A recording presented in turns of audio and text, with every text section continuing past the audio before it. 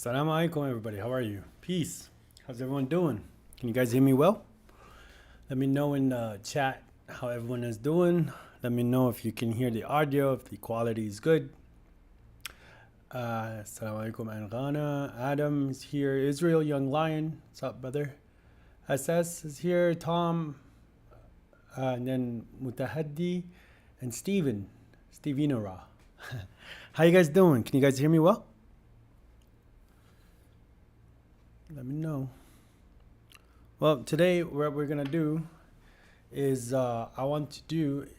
first let the people come, just give it a few minutes, and then I want to talk about a little bit about the Hajj experience. I was lucky enough to see the Hajj from the way they do it. You know, the people who claim to be Muslim, and there's a lot of things that are revolving around what happened and what didn't happen, and I just wanted to touch base a little bit with everybody. This is the podcast that's called like State of the Community. So I want to show you what the state of the community is. And mind you, like, you know, I understand that I make a lot of content against sectarianism. I don't like sectarianism because God doesn't like sectarianism. It's against our religion to split into divisions and everyone's happy with whatever they have and sit there and promote certain scholars, and these scholars can never be wrong. This is all nonsense. But at the end of the day, there is some common ground in the fact that these people do believe that the Quran is from God. They do believe that the Prophet is a prophet. So we should try to build bridges. We should kind of see it sometimes like they have their interpretation, I have my interpretation. Within the Quran alone community, we have different interpretations. At least we stick together, you know, like maybe some people come up with certain interpretation I don't accept or I don't think that it's true. I don't sit there and divide. I just maybe disassociate with those people, but I don't sit there and call them a different sect or a different people. The other side maybe is not so welcoming. I'm talking about the Sunnis and Shias. But unfortunately, they are the mainstream, and they are dictating a lot of things when it comes down to inviting people to the religion of God. And unfortunately, this is what we're stuck with. But now, I do want to preface my stream with a few messages, because there are some stuff that's going to be said.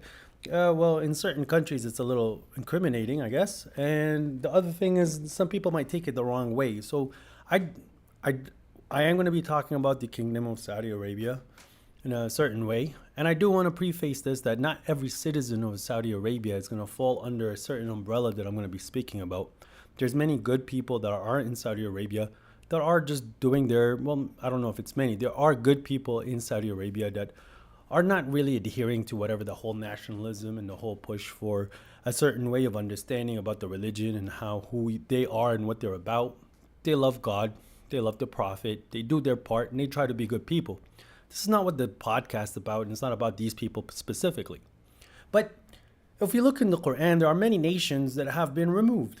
And God gave us a glimpse on what was the reason for their removal. So you have the Sodom and Gomorrah, or like the people of Lot.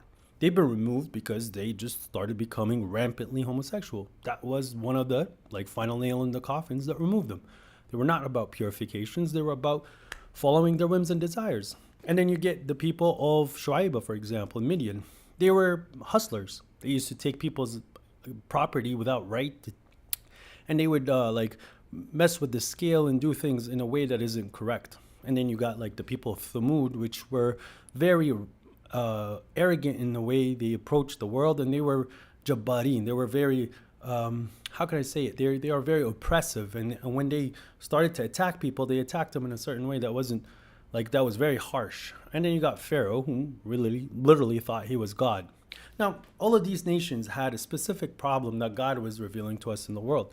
Now, if I'm just going to make my own assumption to what's the reason that if God is going to punish us in this day and age, I think the number one thing that we're responsible for that we shouldn't be doing, which is kind of being pushed upon us in a way that is unbelievable, it's nationalism.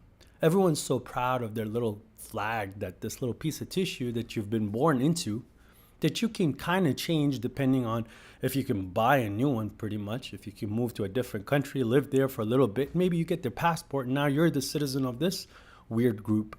But nationalism is something that is very, very, very wrong. Because especially for a nation that is supposed to be a single community, a single nation, we can't sit here and start dividing ourselves up based upon these fake borders that somebody came up in. And now we have all these names that don't have any authority. Syrian, Lebanese, Palestinian, Saudi, Emirati, Kuwaiti, Egyptian, Moroccan, Tunisian, Iraqi, Afghanistani, Pakistani, and everyone's so proud of it. And it's just a way to literally divide people. Now, the people who are very primarily invested into nationalism is the country that's going to be on display today, Saudi Arabia. The amount of patriotism and nationalism that comes out of this country is unprecedented. It's something that can be studied in the future to show you on how you can really, really subvert a nation to make you love symbology, certain symbols and certain people in a way that it's just downright gross. Everywhere you go, you see the names of these kings that they had. Everywhere you go, you see these little symbols of the palm tree and the two swords. You literally see it when you're praying because they put it in the carpets in the sacred mosques in the mosque of the prophet. They put it on the floor, like right in front of you when you're praying. You have to look at it. I opt to pray on the ground on the actual marbles just because I don't want to look at your symbolism and whatnot. And half of the country, if not more, are actually government agencies because there is no work for them. They just import all these people from third world countries or kind of developed countries that are going to have the higher end jobs, and everyone else is stuck to be a government employee or a receptionist or a security guard. So the only thing that they're thinking about is their government and what their government is doing. And here's the reason why they love their nationalism and the government likes to push this conversations about nationalism. Well, 1,000 years ago, not even 200 years ago, this country was quite broke. They didn't have much. It was a desert. They didn't have much water. They would sit on the outside regions wherever there's an oasis, and they would wait. You know what they're waiting for? The caravans from the north. The caravans that are coming from North Africa, the caravans that are coming from the east, from India and Pakistan and Afghanistan and Iran. And then you have your caravans that are coming from Syria from Turkey, and they come feed them. This is literally why the Hajj is set up in the first place. Now, back in the day when Abraham brought his children here and he put his child here, he asked God to make this city, this little building that was built in the name of God, which is the sacred mosque and the surrounding area, this town, to make it safe, a safe haven for people to come, to have a place to sleep. It's a home for you to sleep, to eat, to feel safe, so that you're not bothered. And then you could also pray to God in a way where no one's going to bother you, as long as you believe in God. This is exactly what this city is. It's a safe haven. It's not a place for you to fight. You're not allowed to fight. That's why it's called the Forbidden Mosque, because it's forbidden for you to fight. But then the other thing is, these people that are sitting in this area need food. They're in the desert. So we had caravans from all over the world come during certain times of the year to come feed these individuals. But guess what happened? They found oil. They found oil and now they're rich. Now they don't need their brothers. Despite us being a community for about 1,000 years, for them it's not worth it to be a huge community. How come there is no push in Saudi Arabia to bring the Khalifa back and to bring all the nations under one flag? Not why? Because now I'd have to give you my oil, my money, and my riches. Now I cannot feel like a key player in the world nations because unfortunately the people north of me, they have a better brain than me. Those are the children of Israel. Me, I just have money and I don't want to give it to you. And this is exactly why nationalism is very important for these countries. It's just so that they could hold their riches, they hold on to their pride, and they hold on to what they have and not give it back to the community that has been feeding them for many, many, many, many thousands of years. But we can put that to the side. Now, I have a very simple question before I get into certain parts of the presentation.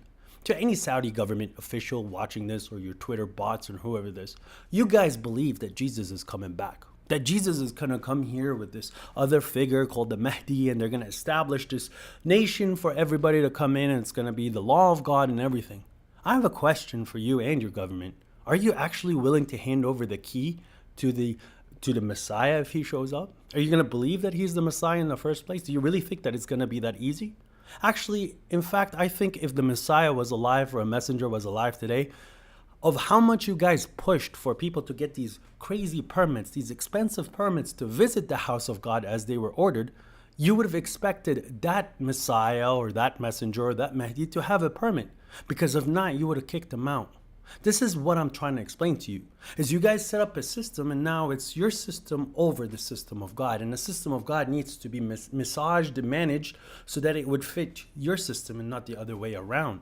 Now, let's start talking about sorry, I just have a question. I'm going to answer questions as we're going, and at the end, it's going to be open for questions and answers. Do you know the website where I can find minor signs? There is no minor signs, major signs. The signs that are in the Quran is the moon is going to be split, and there's other few signs that are appearing in the Quran, but these major 10 signs and the minor 10 signs, these are things that they've been talking about for a long time that happen many times, actually. In your opinion, what country or city do you think a Muslim can live anywhere as long as he's adhering to the law? Now, let's get down with the presentation. I told you what Hajj is. Let's go a little bit more now into the ritual of what Hajj is based upon, well, Sunnism, and then what the Quran says. Quite simply, there's a procedure that needs to be done. You need to come with some food, specifically a goat, a sheep, a camel, a cow, something that you're going to have to pull along with you, hadi, okay? You go to an area that is close to Mecca, which is called Arafat. It's a mountain. I'm going to show you on a map where that mountain is.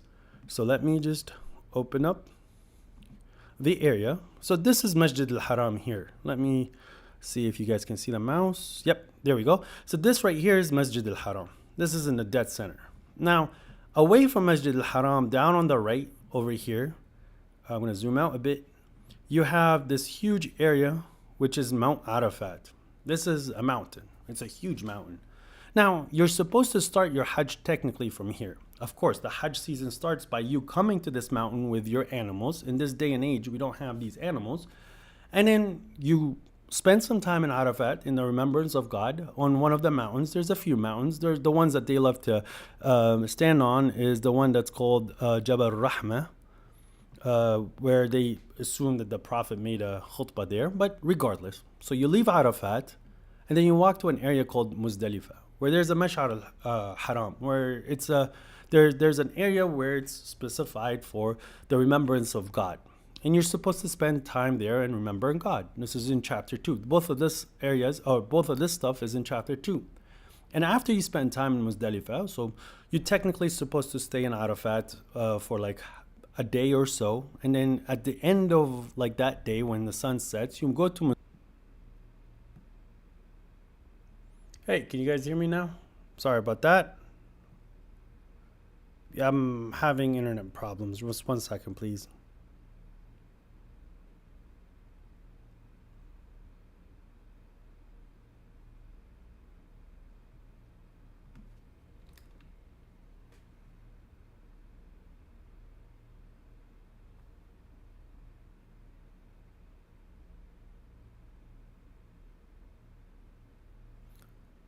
Sorry, I'm trying to fix it. It's dropping frames.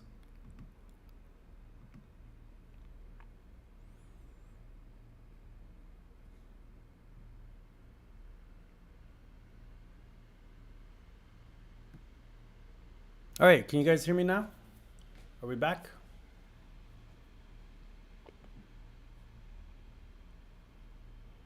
Still looking as poor.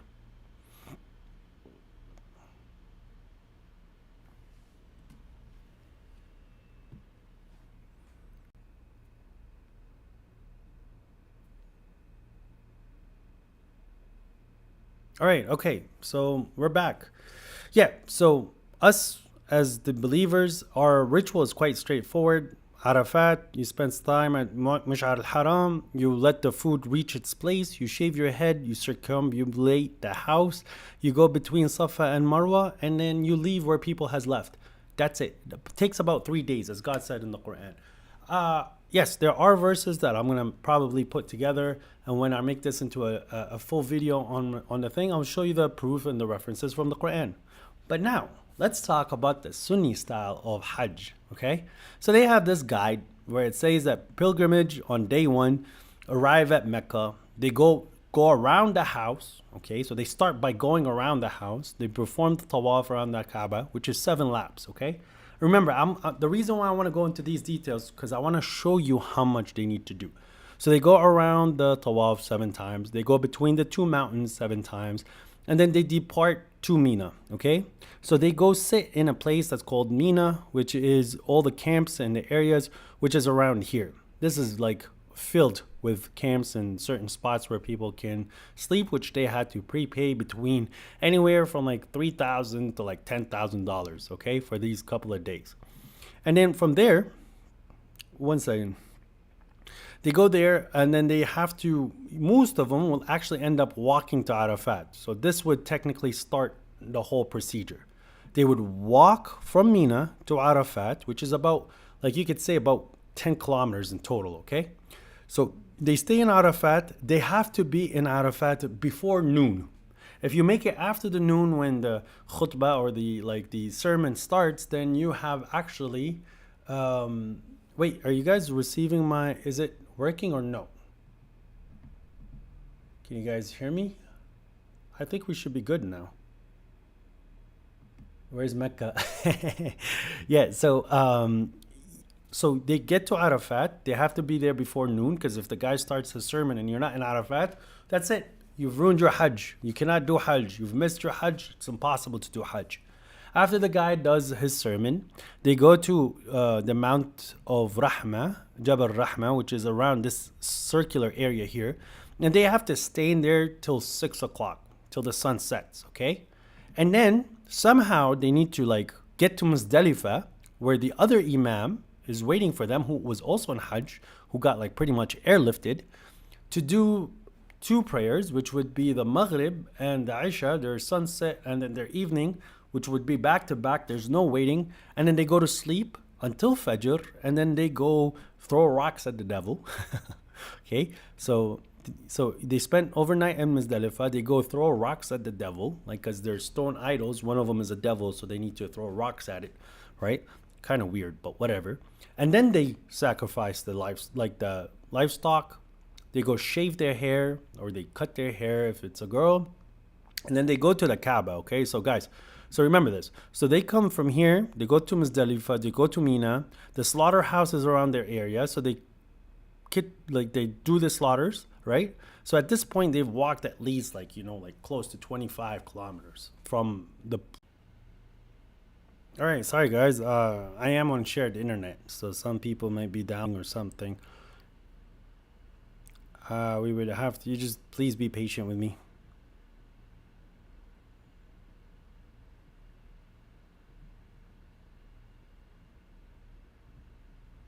Okay, I'm gonna keep going. Let me know if it's lagging too much. It's a drop in frames though. I could see it.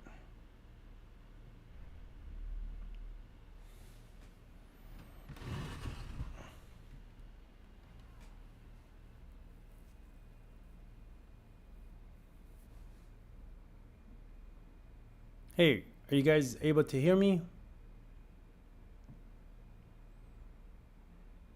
Hello? Can you guys let me know in the comment? It's fine now. All right, okay. So if it's fine, we're just gonna keep going. It might drop a little bit. Let me know. Okay, cool.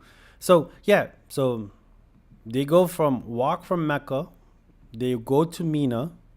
From Mina, they walk to Arafat, spend some time in Arafat, go back to Muzdalifah, sleep in Muzdalifah, go to the rock, throw the rocks here, close to Mina, come back to sacrifice. They cut their hair, right? They cut their hair, and then they go back to like Mecca, like the Masjid al-Haram. They do 7 laps. They do the 7 rounds. Sorry guys, it seems like it's still dropping, eh? Give me one moment.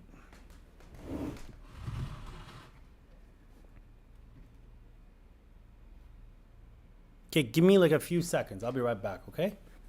I'm just gonna probably reset the router if it doesn't fix right now.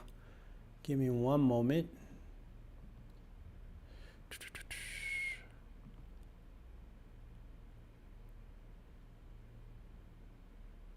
But it's giving me a good kbps. Just one sec.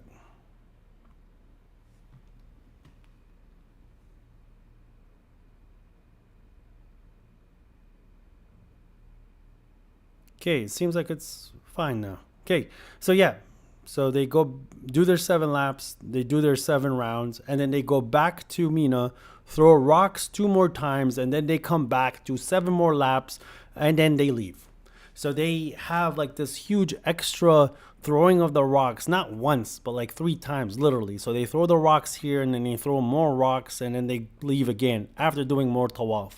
Now, these are all just things that they added, said that the Prophet did. But the throwing of the rocks and the devil, stoning the devil, is just kind of weird to me. Just obviously, there's nothing to do with any of that. But now, the reason why I brought this up is just I wanted to show you how much walking these people had to do. Now, unfortunately, a lot of people now are not trusting the religion like they used to before, right? There's a lot of indoctrination that's required. There's a lot of like, now with the internet happening, a lot of youths are not ready to accept this kind of weird stuff. It just doesn't make sense. What am I doing stoning a devil while the devil's right next to me yelling at me? Well, like they said that the Egyptian president came to Hajj this year, Sisi. Well, there's a devil you could stone right then and there. Why are you throwing it at the rock if he's sitting right next to you, killing your brothers in Egypt, killing your brothers in all over the countries? I mean, like, it just doesn't make sense, right? So the majority of the people who are coming to Hajj are elderly. They're older, and like they're the older generation. So they're like 40, 50, 60, 70, 80 and above, right? And the other thing is, a lot of people when they're young, they're not really caring about like the obligations that God has said that you have to perform the Hajj. If you can, you should go for it. People leave it till the next minute, to the last minute. So when people are going close to their death, they feel like it's, their life has been fulfilled, they go for Hajj. So it's just full of old people. Now, this year, though, as just every year, the government of Saudi Arabia, they get to decide who goes to Hajj or not. It's not like what God said, like whoever has a way to go to Hajj, as it was for the last thousand of years, right? They made it so now that you have to get this permit from the country, and the country will allow you, and there's certain things that you can do and certain things that you can't do. And it's like 15,000 riyals to 20,000 riyals. It's very expensive. But if you go back to the Ottoman Empire, when the Muslims were kind of a one nation, anyone, anywhere could come and just do the Hajj. Now, here's where they're going to be like, well, it's too crowded to have it all in a certain time. It's like these 10 days that they've decided. But they've decided that. The Quran is telling you something completely different. Hajj is known months. It's not known days, it's known months. You have to go within these 4 sacred months, which start with Ramadan and ends with Dhul Hijjah, which is the 8, 9, 10, it would be 12, 11, 12, 11, 10, and 9. Those are from Ramadan to Dhul Hijjah. So these are the 4 sacred months, and this is when you have to go spend your 3 days or more. And if you're in a hurry, you have 2 days to finish the rituals. That way we can fit millions of people all the time. But they want to follow what they think that the Prophet did and go at the exact same day the Prophet did. All this weird stuff that they keep doing, right? And the problem is, if they do stick to what the Quran is saying, the whole concept of Eid al-Adha doesn't make sense anymore, because it'll be Eid every time you finish your ritual, which would be happening every few days. Now, let's just put all that to the side. This year, because on the 10th is when they're supposed to sacrifice. This is what they call Yawm al-Hajj al-Akbar. But if you look at the Quran, Yawm al-Hajj al-Akbar is, you have a few days that are supposed to be Hajj. The first day you get to Arafat, you leave Arafat, you sleep at Muzdalifah, you wake up from Muzdalifah, you're supposed to now sacrifice the goat, the cow. That's the Yawm al-Hajj al-Akbar. That is the main reason why you're going there. That is the biggest day of the many days, right? So, and after that, you shave, you do your tawaf, and you leave. We can fit millions of people in these 4 months. We can fit billions, I don't know about billions, but we can fit a lot of millions of people. So now that they want to force everybody here, they want to decide who comes and who doesn't come. And they started now this year, which is a little different, posturing a lot. Like, They're now making it a religious sense. If you do not have a permit, you can't do Hajj. You cannot make the Hajj if you cannot have the permit. And then they started making these weird, like even Facebook ads that would come up randomly, like telling people like, hey, while you're playing your video game on your phone, you get these like weird ads like no Hajj without permit. If you're caught, you get 10,000, you're going to get deported. You're going to get all these crazy things that's going to happen to you, right? So me, right? I'm not gonna listen to you. I was in Saudi Arabia. Guess what I'm gonna do? I'm gonna go to Hajj. Now these people decided to put like from like you could say the first of the 12th month, right? Cops pretty much sieging Mecca. Okay, on the main roads they had. Let's see where would be. So yeah, they would have cops around this area here checking people's cars for this little permit that they have. They had cops pretty much on every side road. They had cops everywhere, just making sure that the people who were coming had the little permit that they want. But they just didn't consider that some of us are crazy enough to get to the closest city and then literally walk the desert to Mecca because I'm not caring about you. And some of us did that. Like we just like, you know what? I'm just going to go in the desert. So we walked and alhamdulillah I came. But I witnessed things that I don't know how to explain it. You know, I love Mecca a lot. Mecca to me is a city that's very blessed. I love spending time at the house.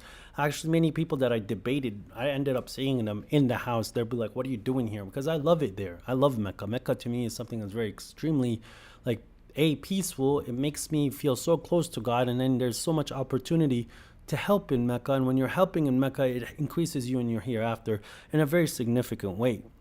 But then now, all of a sudden, we start getting these weird videos. Well, first, the video that I want to show you is this gentleman here. He's a very prolific, like he's a very big Sunni scholar, right? But this gentleman, he put out a video saying like, guys, like there is no law saying after the Saudi scholars saying like you can't do Hajj without a permit. It's against your religion. You have to listen to us because if you don't listen to us now, you might be doing a sin. And they made it like a joke almost, right? And then they started posturing, scaring a lot of people and pushing people away and then arresting people who did end up, right? But then we have this very like, you know, what he said was awesome and on point. And this man actually also stood up for the Palestinians during the Palestinian crisis, while the other scholars would put him down for saying the truth that like, you know what, تصريح like they need الحج help. محدث. So this gentleman said that like the permit for the Hajj, this is something that's new. This is not what Gabriel brought down from God. This is not what you're supposed to do. And then he lists verses of the Quran saying that God is saying that whoever has a way, you should take it, even if you have to deceive these systems and what they have to do, like or what they're doing. So you deceive them, you cheat them, you get them to Mecca, you do your Hajj, and that's it, right? Now the funny part is, we start getting videos like this. This is in Mecca. This is in the Holy Land. Remember, guys, this is God's city. This is not Saudi Arabia. This is not under the protection of Saudi. God is protecting Mecca from Saudi, technically. Mecca has been protected before Saudi Arabia. It's always going to be protected as long as the earth is running. And that's how it is. You are supposed to feel safe in Mecca. So, but unfortunately, what they started doing to people is literally raiding their houses.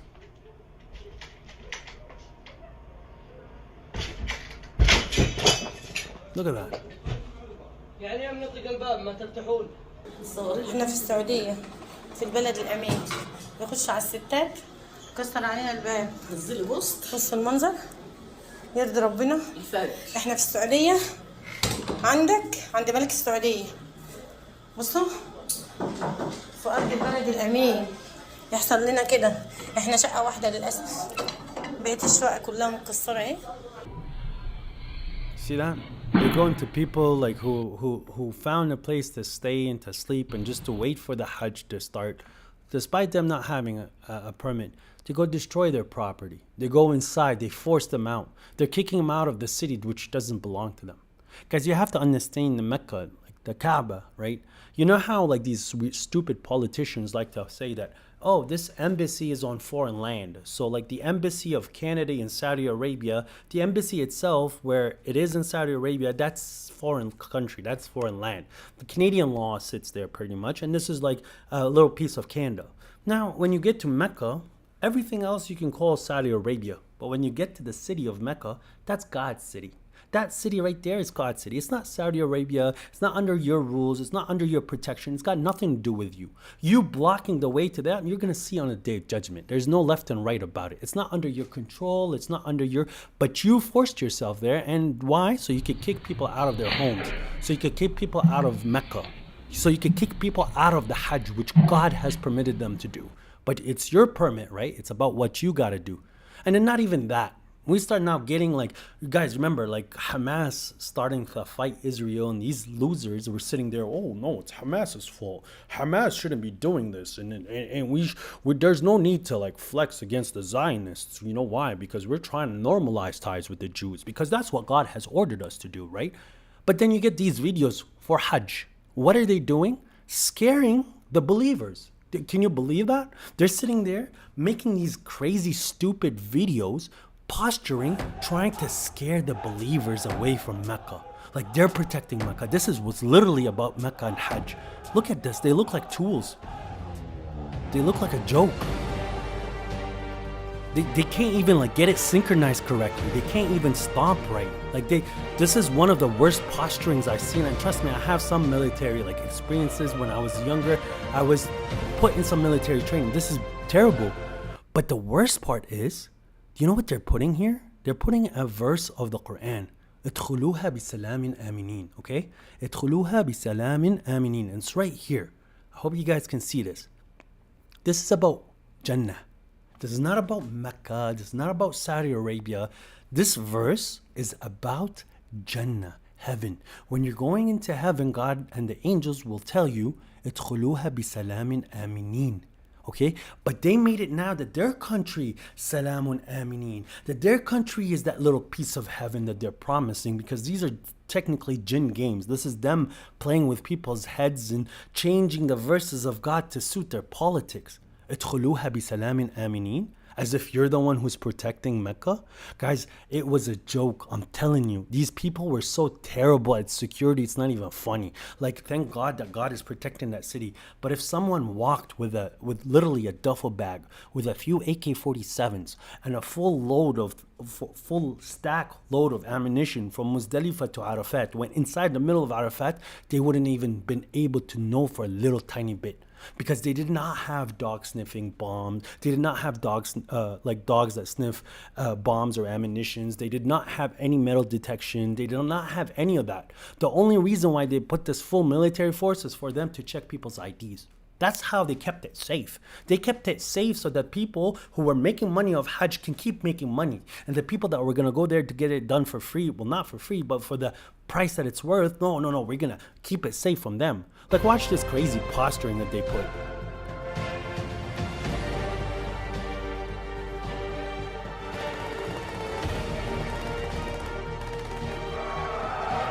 Oh, yeah. Amazing. Wow. Where were you during the massacre of the Palestinians? Why all this posturing now for Hajj and Amin? Al-Hajj khat ahmar. The Hajj is a red line. Well, where are you? Huh? Why is it about Saudi Arabia all of a sudden when it's supposed to be Hajj? And you guys kept posting these ridiculous videos and saying that you guys are keeping it safe. You did absolutely nothing. You guys did absolutely nothing for Mecca. And then the weird thing is, and I'm sorry about what you're about وَإِذْ جَعَلْنَا الْبَيْتَ مَثَابَةً لِلنَّاسِ وَأَمْنًا وَاتَّخِذُوا مِن مَّقَامِ إِبْرَاهِيمَ مُصَلًّى. You see, guys, like it was just a bunch of posturing for the whole world to see that they got prepared. Now, I want to show you a video that I recorded, and I apologize, some of the language is very strong. I love Mecca a lot, and Mecca is supposed to be a demilitarized zone. So even if you're in the middle of war, when the sacred months come, the fighting needs to stop. Especially in Mecca, there is no fighting. There is no military, there's not allowed to be there. And God is protecting it. So if someone is going to do something that they're not supposed to do, they get humiliated extremely quickly. And they get subdued very quickly. So you're about to hear some stuff that I recorded. And I apologize. Some of it some of it, I was really emotional in the moment because I love the city, and it's just I hated what they made it into. Good city. The good city of Mecca, with police everywhere. They made it into a military zone. These yellow lights are still cop cars. These yellow lights are the lights that they put on the back of a cop. More of them keep showing up.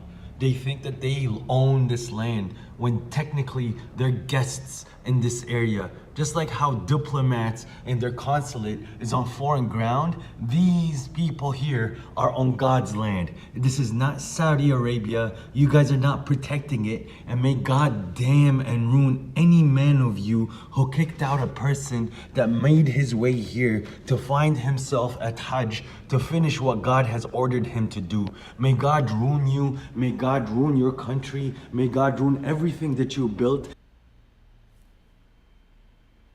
Sorry, it's gonna go. And may God remove you like he removed many people before you, and he kept this land safe. Because now everywhere I'm looking in what God has ordained in this month for this city to be a demilitarized zone, you guys made it into a military zone. There is cops everywhere. You guys riddled this country with stupid people that can't even take their eyes off their phones. You riddled this city with people who want to kick believers out, as if you are the one who's decreeing who goes into heaven and who doesn't go into heaven. May God damn you. May God damn your king. May God damn your government. May God damn everything about you and remove you from this city. And may God purify this city and bring it back in the hands of believers who don't want to make Mecca a city that's full of military on the day that it's supposed to be for Hajj and remembrance of God, so that people don't get kicked out of the holy city when they came many years and many who waited for many years to get to the city, only to look at your ugly faces for you to say the words in Gileh, Allah alaikum. So yeah, that's a word that I kept hearing on the street. I'm walking next to the cops. I didn't care. As soon as I got into the city, I was able to walk. I don't have their like big tag that they put on people, like a branding that if you don't have this little big card that you're walking around, you don't have the permit, you're supposed to leave the city. I just walked next to them. I heard them insult people. I heard them push people. I heard them do all sorts of stupid things, especially if they don't like what they saw. They use the word Ngile, which means like GTFO. You know, you don't say that in the house of God. You don't say that around the house of God. You don't sit there and block people from the house of God. It really upsets me, you know? And it got me thinking, like, why do they think that they're allowed to do this? It's because the community around from all over the world allows them. No one is confronting them. Because this is how the devil runs the system. The devil sits there. Well, some people are confronting them. We can't say that not all of them, but some of them are confronting them. But the devil, the way that he gets his way is by scaring you. It is the devil that scares you. So don't be scared of him and don't be scared of his allies and be scared of me if you are believers. It's a verse in the Quran. So they did all this posturing, all these Twitter things, all this Facebook advertisements and whatnot. And they literally, the police everywhere to scare you. So this is how they get their way. Oh, you're going to talk about us? We're going to kill you. I don't care. Do your thing. But I have to remind them of who they are. And this is what the second part of the video is. We were supposed to be brothers. We were supposed to be a single community. If you wanted to be Saudi Arabia, Saudi Arabia was supposed to be maybe a little region of a bigger nation. And no one is supposed to be blocked from Hajj. And no one's supposed to be blocked from Mecca. And no one needed paperwork 120 years ago. You know what I'm saying? Nobody needed a paperwork to drive or to ride their donkey from Damascus to Mecca. Nobody needed a permit. They could sit there for a whole year, and none of you ugly people would sit there and be like, "Get out." You couldn't do that because you would get killed if you were gonna sit there and block people from the mosque. Yeah, I just want to remind all you Saudis, all you people who are so proud of your stupid nationality that didn't exist less than 100 years ago. Maybe it's about 100 years ago, but the truth is, us people that came from the Levant, that came from the north, you guys used to wait for us every year for us to come with our caravans to come feed your dumb.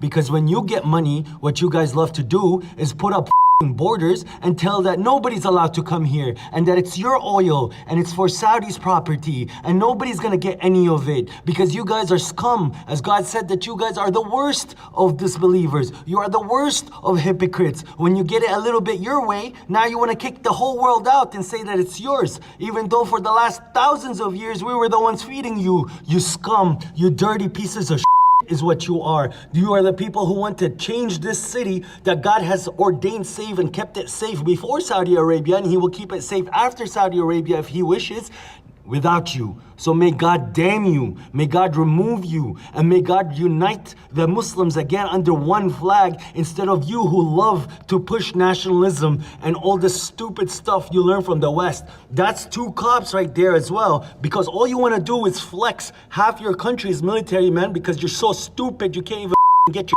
together. You want to kick out your brothers because now you have oil. Wait till the oil burns you, you stupid. All right, before So, I apologize. That one was a little heated, but I'm watching people getting pushed left and right. I'm watching people getting tossed out of the city. I think the stream is becoming really bad right now, so I'll just wait.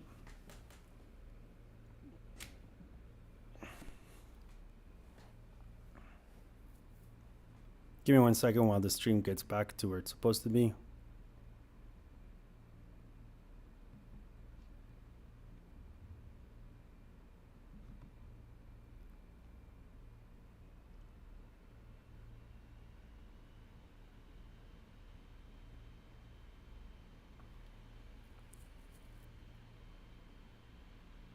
Okay, it seems like we're back, right? You should be getting better now.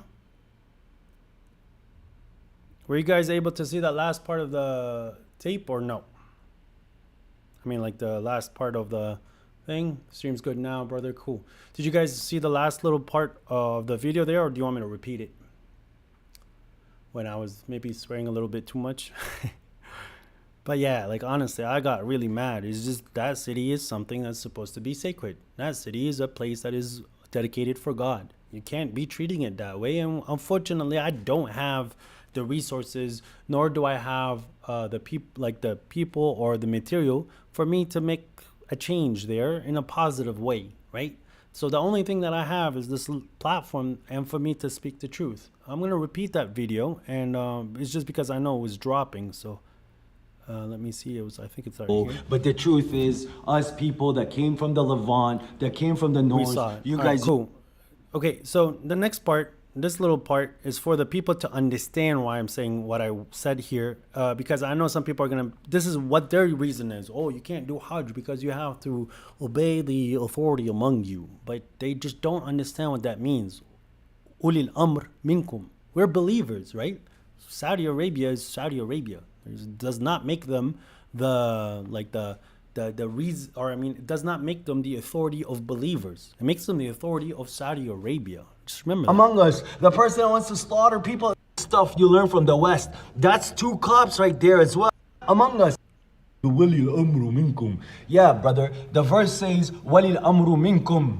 It's not about these people because they're not from us. Anyone who wants to order the killing of people in Yemen just because they had enough of their nonsense is not among us. The person that wants to slaughter people in Sudan just because they want to play proxy war like the West does is not among us. The person that wants to fund revolutions in Syria and in Lebanon and Egypt is not from us. This is the thing that you don't understand. The verse clearly said, among you. The people that want to open concerts and follow the way the West does it and want to make homosexuality something that's okay and then change the religion to please themselves or apply verses where they're not supposed to be applied, calling their country as if it's heaven. These people are not from among us. Actually, the order at this point is to not obey them. Do not obey the hypocrites. Do not obey the taghut. Do not obey the liars. Do not obey the losers. Do not obey the disbelievers. That's what the Quran says. So these people are Pharaoh, and people of Pharaoh have to listen to Pharaoh. I don't have to. If they want to hurt me, they want to kill me, they want to kick me out, they want to strangle me, it's only giving me a victory in the end. In the end that they don't believe in. So they'll be sitting in hell and they'll be like, I wish I never did any of what I did. While me on the other side, if God forgives me and brings me His mercy, I'm going to be really happy that I didn't listen to any of these stupid losers that want to kick believers out of Mecca. So yeah, that's how it started. And then finally, the Hajj season started. People started to walk from Mecca to Arafat. Okay? At the beginning, until Maghrib, they were checking people's IDs and all this nonsense that they were posturing, but then it was too many people. There was way too many people for them to check everybody.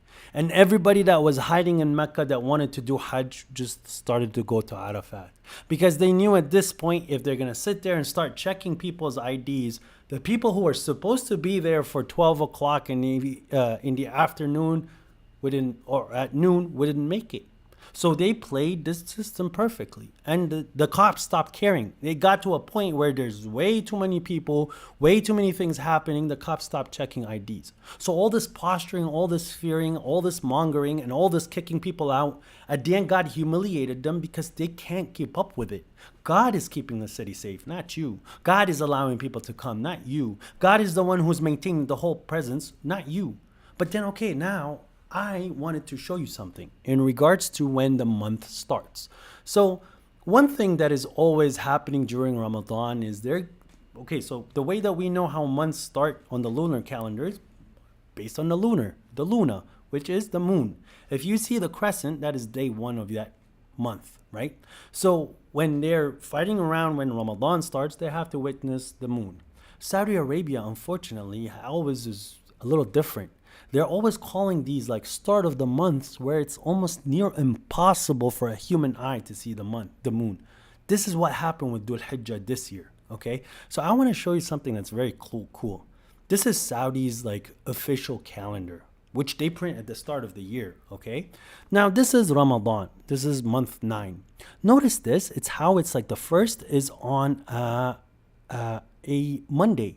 It's Monday and coinciding with the 11th of April. This was printed at the beginning of the year. And guess when Ramadan was in Saudi Arabia? So Ramadan, Ramadan, Saudi Arabia, 14. So they I believe, start, I believe 11th of March. Oh, wow. It coincides with their calendar that they printed at the beginning of the year. So when did Eid al-Fitr start? When is Eid al-Fitr? Eid al-Fitr. It was announced on April 10th. Let's see when April 10th is. Oh, look, it's when they printed the calendar at the beginning of the year. So their system is more important than what God is actually revealing. And the funny part is, then they put Dhul Hijjah, when the Hajj season is supposed to start for them, they said that Dhul Qa'dah is 29. So therefore, it's the first would be on that Friday, which they said that they saw the crescent. Yet there was a 0.0001, there was an impossible chance for them to be able to see that moon that night. Yet they still said, oh, no, we saw the moon. Tomorrow is Hajj season. But they're lying. They're always lying. They've already decided when Ramadan is, and they've already decided when Eid is, they've already decided when Dhul Hijjah is at the start of the year. You know why? Because they printed this calendar. And Saudi Arabia is the only country, or maybe from the few countries, I don't know any other country, where they stick to the actual Hijri calendar. They don't stick to a Gregorian calendar like the rest of the countries. So for them, their whole government is attached to this calendar. When the government is going to get paid, when the government's holidays are, when the school schedules start, when the school schedule stops, their whole system is built around this specific calendar. For them to change a day is quite expensive, and it's going to require a lot of reconnaissance with the people, and so that people will understand that the things have moved around because of the actual calendar that God is showing them. So they don't care about what God is showing them. They go with the system. And then they go, oh, well, no, we've seen the halal left, right? So to them, tomorrow is Ramadan. Impossible for it to be Ramadan when it is. So when they release their next calendar, right, for 1446, which should be in the next month, they've already decided when Ramadan's going to be. They've already decided when Eid's going to be. And they've already decided when Dhul Hijjah is. But guess what? They were wrong this year. They were very wrong this year. The day that they were saying that it's the Arafat, which was supposed to be 9th, was actually the 8th. So they were a day behind their whole season. They were a day behind. This is terrible news for people who have some awareness. Some people recognize that, and some people didn't care. They just went with what Wali al-Amr said, even though you can't even see the moon on the day that they said that the month started. Regardless, Hajj started. people started to go like crazy, okay? They started to get to Arafat. People were at Arafat. I am going to intend the Hajj a day after them to match that calendar that they wanted, just so that I could show them how it's supposed to be done on the day of judgment if God uses me as a witness, okay? Different understanding as per the Quran, but you could say I took a Quran-centric approach this time, and I said the Hajj al-Akbar, I'm going to put it on the 10th like they put it on the 10th. Regardless, I get to Arafat. I seen things, brother and sisters. It's cutting again. Give me one moment. Let me see if it comes back.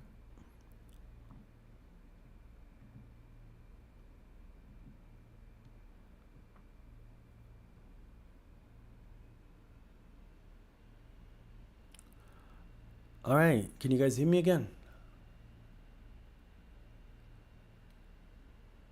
You should be good now, huh? No, the stream is lagging, Azan. Sorry, brother. Azan Bukhari. Which is the name. Let me guys know if you guys want Hajj valid. they were a day behind. They were a day late. Or no, yeah, they were a day early technically. So cool, we're back. So they were a day early, and now the Hajj season started for them. I went to Arafat when they went to Arafat. Okay. It was one of the hottest days of the year. We're in Saudi Arabia, where people are notoriously known to get a heat stroke. If you're going to sit in 50 degrees Celsius under the sun, you're going to get cooked really quickly. You're going to get dehydrated really quickly. You're going to fall. And you're going to need help, because you're going to get unconscious. If you don't get enough water and your body doesn't cool down, you cook yourself to death. You're dead very quickly. It's very easy to die under these conditions. Remember, we have a lot of old people. They've been walking for like tens of kilometers. It's in the middle of the heat. They have no air conditioning. They have nowhere to pretty much sit. And they start falling down left and right. Everywhere I'm looking, a little bit, there's people passed down on the floor. All right, guys, give me some water. People walking by, they don't care. Okay, guys, we need to lift this guy to the clinic. Nobody wants to help. Hey, military man, the people who are posturing, like, hey, dude, you've been putting all these things on how powerful you are on Twitter. Come help me carry this man that is dying on the floor. Well, I'm not a medic. Get away from me. Come carry him. I'm not telling you to come heal him or to nurse him. Just come help me carry him to the actual clinic. Nope, he doesn't want to carry. I go to another guy like, hey, bro, a man is dying. Your brother, your Muslim brother in Hajj is dying right there on the floor. He's more than 250 pounds. He's pretty fat. I can't carry him. And I have my brother Musa, and we can't both just carry him. It's easier if you come help us. He acts like I'm not saying anything and just walks away. So now in my head, I'm really getting angry. And people are coming, they're all trying to do their weird things, trying to feed him sugar when he's passed out. You can't feed someone who's passed out because they'll choke. But they didn't get that. So we finally get a wheelchair, and we put this man on this wheelchair, and we push him to the clinic, which was quite a distance. The clinic is not taking anybody. Why? Because it's full. And they're ignoring anybody that came there. And around the clinic, there's like at least 10 or 12 people. Everyone's just like pretty much dying on the floor. It's too hot. There's no air conditioning. They're not providing the water that's sufficient for these people. So, okay, in front of me is, in this Arafat place, is a mosque. They have a big mosque called Masjid Namira. So this is where they give the khutbah, and it's a pretty big mosque, and it's air conditioned.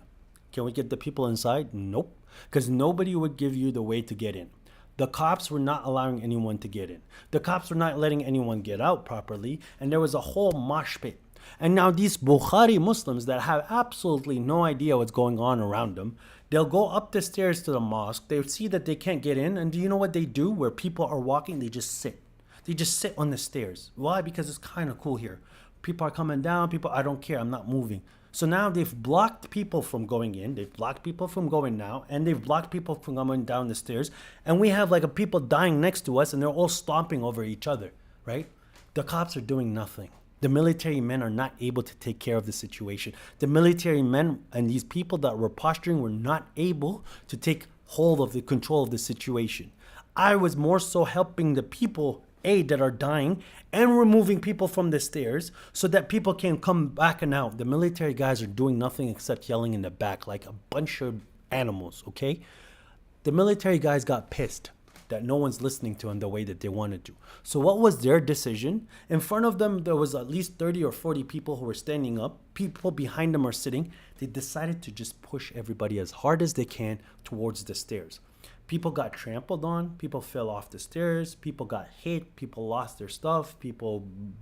All sorts of injuries were occurring because the military guys' approach was just to push everyone away as hard as they can.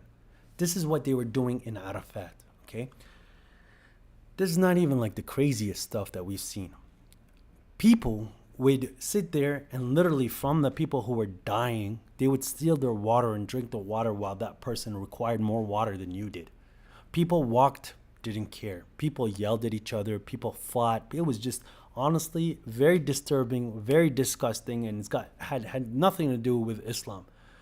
The whole area was flooded with these stupid military men that can't do nothing, that did absolutely nothing, and there was a few clinics, not enough, nowhere near enough for people that got injured. So all the people with heat strokes had to sit outside, not in the air conditioning. We carried the first person. We carried the second person to a different clinic. They actually let us go inside and put the person inside of on a waiting chair, and they're telling us, "What do you want us to do with him? He's dying. You're the doctor. You do something. I don't know." And we left. We came with a third guy to bring him into this clinic. The guard is literally telling me, "You can't bring him in." I'm like, "Open this door. Your brother is literally dying." He goes, "Put him outside." I'm like, "Outside is what's killing him. Open the clinic and let me walk in and just put him on the floor there in the air conditioning so he can cool down so he doesn't die."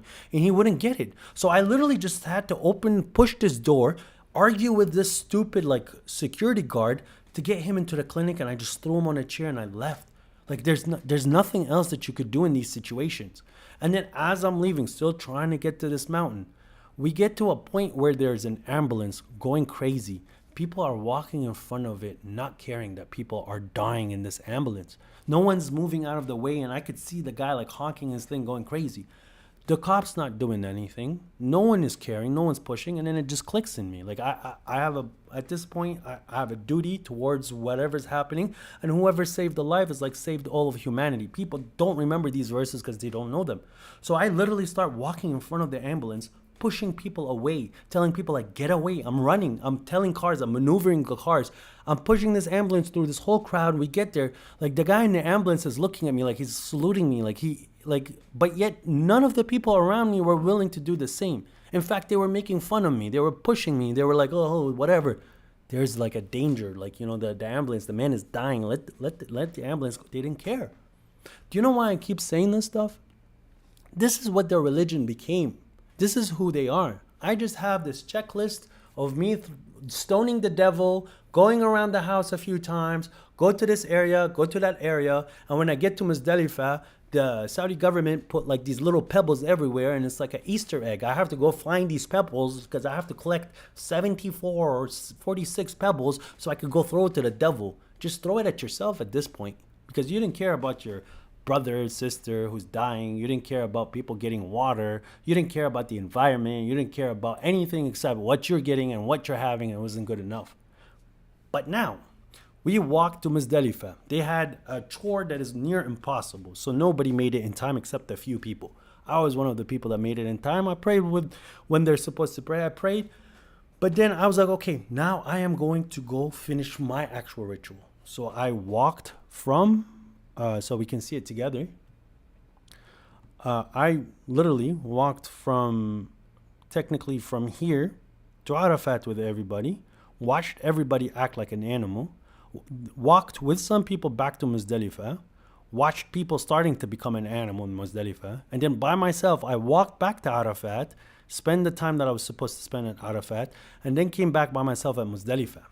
Now I'm seeing the aftermath. Let me show you what I saw, okay? This is how you know they're Bukhari Muslims, by the way. How do you know that Bukhari Muslims were in this area? Well, before we get there, I think I want to tell you that mushriks are najas, as God said. So maybe you can just look at the sea of trash that is behind me. This is supposed to be the sacred land. This is supposed to be the sacred ground. These people came for Hajj. But you could see just miles of trash. Miles and miles of trash. Miles and miles and miles of Guys, like the video is not like actually capturing it. There's so much garbage everywhere you looked in Arafat, in Muzdalifah, the walking towards both parts, to walking to Mina, the city's streets. It was just littered with garbage. I constantly kept seeing people like they'll drink the water bottle. I don't have a water bottle, but they'll drink it and then when they're done, they just go like that. They'll eat something. When they're done, they'll just go like that. They'll eat a few bites and they'll just throw it on the floor. Like I'm going crazy at this point. I'm like, guys, like this is not normal civilization, like habits. These are animals at this point. They're literally, you know, like it's like watching an animal eat. And then they just keep going. And it's like, okay, dude, this is kind of stupid. Like, what are you doing? This is a sacred land. Keep it clean. They didn't care. I started yelling at one point. Like I'm telling people, like, guys, like this is a sacred land. You guys turned it into a dumpster. Nothing. They're literally animals at this point. But yeah, it's garbage just and trash. Garbage miles of garbage. everywhere. You can't even get the month right. How are you gonna get the Quran right? Look at this. Just garbage everywhere. Everywhere is garbage. Okay, just so that we can all stay on the same page, this video is being filmed right here, okay? In Muzdalifah, there's a mosque here called Mash'ar al-Haram, okay? At this point, I'm about here, okay? So I'm in this area. That's how far the mosque and I am from here. So this is about 200 meters. I'm about half a click, 500 kilometers away from the mosque. This is important, okay? So I could clearly see the mosque. Anyone around me can clearly see that this is one of their most important mosques is right here, okay? I'm looking at it. So look at what happens. Where I sit, I just leave all my garbage and keep going. They call this sacred mosque down here, but looks very sacred. Feels like a bunch of Hindus walk through this area. Mushriks, dirty. Miles and miles and miles and miles and miles and miles and miles of garbage. These people are such Muslims. This is land is sacred. This is how they treat it. Hey dude, remember, no Hajj without permit. Losers. Oh yeah, he's just having to step over a whole bunch of garbage. Like you think it's gonna be over soon, but I'm pretty sure there's about another like 6 kilometers worth of this garbage. It's literally everywhere, and everything's like squished because these cars won't like fly over them. You know, these are the cops. These cops, when I ask them like, hey bro, someone's like passed out, come help him, he goes, I'm not a medic, I can't do anything. So me and my friend have to carry him. These cops that can't even control like themselves during Hajj. It was it's pretty disgusting what's going on. So let's see what he wants. Seems like he wants to talk to me, as they always do. Now if you're wondering what this cop officer wanted, he was asking me where I was gonna go. I said that I'm gonna go to the mosque that is right there. So there's a mosque there that's called the Mash'ar al-Haram. And he said there's no mosque here. I said there's a mosque in this area, it's literally right behind you. And he goes, there isn't a mosque here. And then he looks in his rear viewer mirror and he goes, okay, go on. Yep, they don't even know their own material. Guys, do you believe that? Like this cop is literally at one of the most sacred spots that is supposed to be for Hajj, Mash'ar al-Haram. He's stopping me at this area not knowing there's a mosque right there.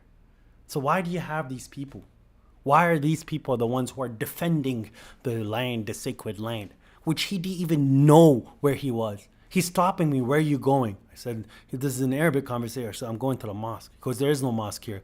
I'm like, there's a mosque literally behind you. He goes, there is no mosque here. But he's, okay, but, oh yeah, this is the thing that really ticks me off. And anyone who came to Hajj or Umrah will tell you this.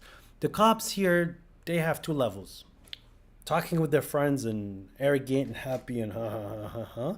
And then talking to the people who came to visit the house. But when they're talking to the people of the house that came to the house, they have just one way of talking. Yalla Haji, imshi. It's time to go. Yalla, yalla. What are you doing here? Why are you here? What are you doing? It's just like pa. The way they talk to you, they're trying to intimidate you. Now, I'm a person who did go to some military training when I was younger, but in the West, okay? So these guys try to follow how the West military and security forces work, but they're really terribly trained compared to the people coming from the West. Now, in the training, there is a few ways you talk to the person in front of you. And yes, one of them is to try to intimidate the person so that they listen to you. So if a person is not a criminal, if a person is subordinate, and if a person is literally your ally, you don't talk to him in a certain tone, in a certain way, because at that point he will automatically rebel from you. But who do you talk to in a loud way? The criminal, the insubordinate, or someone that you want to arrest. Get on the ground now. Let me see your hands. Show me your hands. Put your hands behind your back. Put them behind your back. That's how you scare them, so that some people would listen. But this is how they start with. But there is, in the training, there's ways so that you can counter when someone does that. So if someone's raising their voice, there's a way that you talk to them. I'm not going to get into the details, where they start to get scared. Because you're becoming more witty than them. You're answering them on a higher level. And people, now they're getting embarrassed, so they get quiet. So many times in the haram, they try to pull that stuff with me. I embarrass them. I put them down to a point where they feel embarrassed and humiliated. They leave me alone. But they are literally just empty human beings. They're empty shells of weirdos because they're abd al-taghut. Like, the man is in an area which is considered holy, and he had absolutely no idea that there was an important mosque behind him. And all he wants to do is talk to me in a way that he's better than me, and yet he's getting humiliated because they're taghut and they're abd al-taghut. There is no chance for him to ever beat me other than him killing me. So when it comes to intellect, when it comes to religion, when it comes to just normal human being, he's a terrible human being. He's a person that's sitting there with arrogance. His eyes is on the phone, and all he wants to do is ruin the day for everyone else, and then go talk to his buddies about it. Okay, but yeah, so this is how we get treated by the cops here when you get to Mecca. Ya Haji, imshi, Haji, walk, Haji, walk. Bro, the guy's done. No, Haji, imshi. Guy's done. Imshi, Haji, shut the you snap. But anyways, yeah, so they're just that's exactly it, Fitra. They're playing cowboys in their head, I promise you, there's times I've snapped on these guards in front of people that they get scared, that they walk away from me, because I'm telling them, like, you want to raise your voice here at the Masjid al-Haram? Like, you guys are scared of us. Like, there's so many of us. If one of us snaps and slaps you, you're half my size. You can't do anything. Take me to wherever you want. You want to go write me up? Let's go. Let's go through the whole system, and I'll show you how small you are. Let's go. Let's start rolling. Why? Because it's very simple. These people don't care about God. They're not scared about God. They're not scared about the verses of God. They're not scared about their actions. They're scared about their system.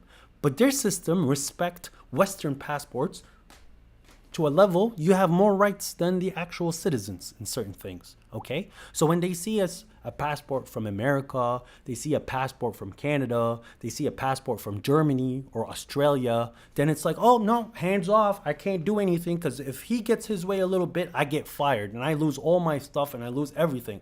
This is especially true in Jordan. This is especially true in Saudi Arabia. This is especially true in Kuwait and other countries where they have, and especially Egypt, when they see these passports, the cops get extremely intimidated. And every time I get in a fight with them, I was like, go bro, you want to, look, call your manager. Here's my ID. You give him a certain passport, he looks at it, he goes, oh, well, man, I'm not scared of this, but go on, have a nice day. I'm like, no, let's go. I want to talk to your manager. And he goes, no, just have a nice day. They don't care about God. They're scared about politics. They're scared about Western politics. They're scared of the West. You understand? And that's how low they've become. That the Western passport has more credence and more fear to them than literally when you tell them, like, hey, bro, you're blocking from the way of God. Like, you are sitting here yelling at people that came to the house of God. This is not your dad's house. This is not your king's house. This is God's house. They're allowed to be here. Well, no, you can't talk to me like that. Well, no, you can shut the hell up and start walking in front of me. You walk in front of me.